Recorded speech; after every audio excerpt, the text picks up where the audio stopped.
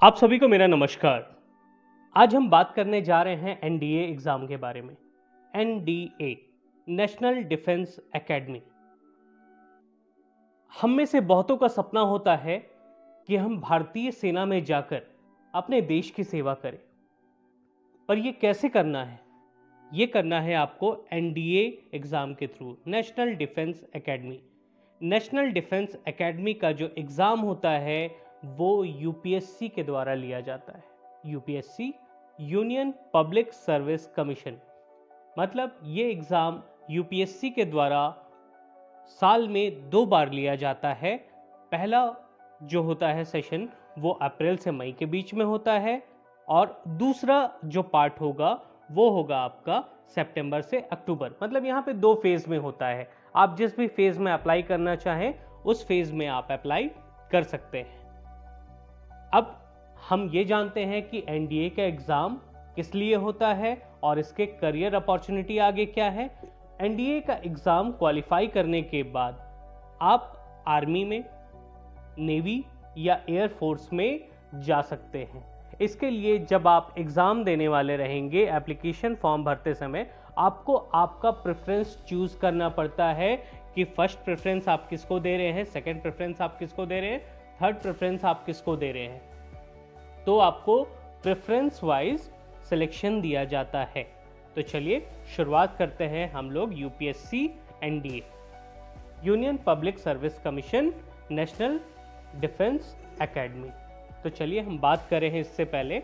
तो जैसे आप मान लीजिए एग्ज़ाम क्वालिफाई कर लेते हैं, तो एग्ज़ाम क्वालिफाई करने के बाद आपको एक प्री ट्रेनिंग दिया जाता है, और प्री ट्रेनिंग के बाद आपको आपके रेस्पेक्टिव सिलेक्शन, चाहे वो आर्मी में आपका सिलेक्शन हो, चाहे नेवी में आपका सिलेक्शन हो, चाहे एयरफोर्स में आपका सिलेक्शन हो, इसमें आपको रेस्पेक्टिव डिपार्टमेंट में भेजा जाता है। इसके एग्ज़ाम के बारे में मैंने बताया आपको कि साल में 2 बार एग्ज़ाम होता है। पहला फेज़ होता है आपका अप्रैल और मई के बीच में, और दूसरा फेज़ होता है आपका सितंबर और अक्टूबर के बीच में। फॉर्म भरते समय ही आपको प्रेफरेंस ऐड करना पड़ेगा कि आप आर्मी में जाना चाहते हैं, मतलब थल सेना में जाना चाहते हैं, नेवी में, जल सेना में जाना चाहते हैं, या तो फिर एयरफोर्स, वायु सेना में जाना चाहते हैं। तो ये एक बहुत ही अच्छा करियर अपॉर्चुनिटी है। जो लोग भी देश की सेवा करना चाहते हैं तो आप एनडीए के एग्ज़ाम के लिए क्वालिफाई कर सकते हैं, और एनडीए के एग्ज़ाम की तैयारी के लिए जो सिलेबस है वो हम आपको नेक्स्ट वीडियो में अपलोड करेंगे। इसके लिए आप हमारे चैनल को सब्सक्राइब कीजिए और बने रहिए हमारे साथ। हम बात करते हैं अब एलिजिबिलिटी के बारे में, कौन भर सकते हैं इसको। तो देश की सेवा करने के लिए भारतीय होना बहुत ज़रूरी है। तो इसके लिए सबसे पहला आपके पास इंडियन सिटीजनशिप, भारतीय नागरिकता होना बहुत ज़रूरी है। दूसरा, non married, only for non married. जो मैरिड हैं उनके लिए ये एप्लीकेबल नहीं है।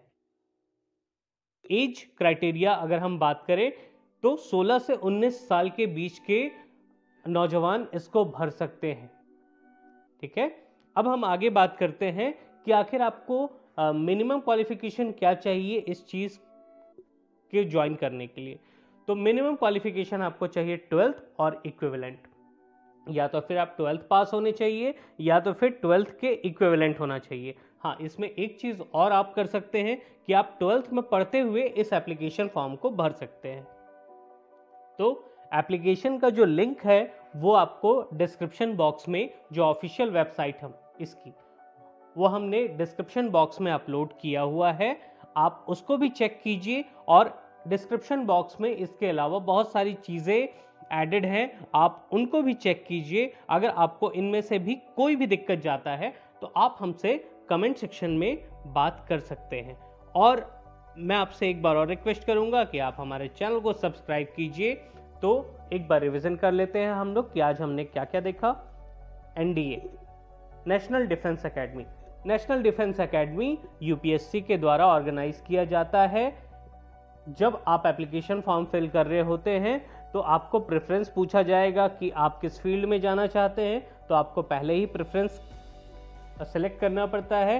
देन आफ्टर जब आपका सिलेक्शन हो जाता है तो एक प्री ट्रेनिंग के बाद आपको आपके रेस्पेक्टिव फील्ड में भेज दिया जाता है। एलिजिबिलिटी की बात अगर मैं कर लूँ तो आप 12th के इक्विवेलेंट पास होने चाहिए, इंडियन होने चाहिए, भारतीय होने चाहिए और नॉन मैरिड होने चाहिए। एज क्राइटेरिया मैं आपको बता दूं तो एज क्राइटेरिया होगा आपका 16 से 19, मतलब 16 साल से ऊपर और 19 साल से नीचे। इसका ऑफिशियल वेबसाइट जो है हमने डिस्क्रिप्शन बॉक्स में अपलोड किया हुआ है, और सिलेबस के बारे में और सिलेबस के बाद और करियर अपॉर्चुनिटी और इसकी तैयारी कैसे करनी चाहिए, ये सारी चीज़ों के लिए आप हमारे साथ बने रहिए और आप हमारे चैनल को सब्सक्राइब कीजिए। आप सभी का बहुत बहुत धन्यवाद।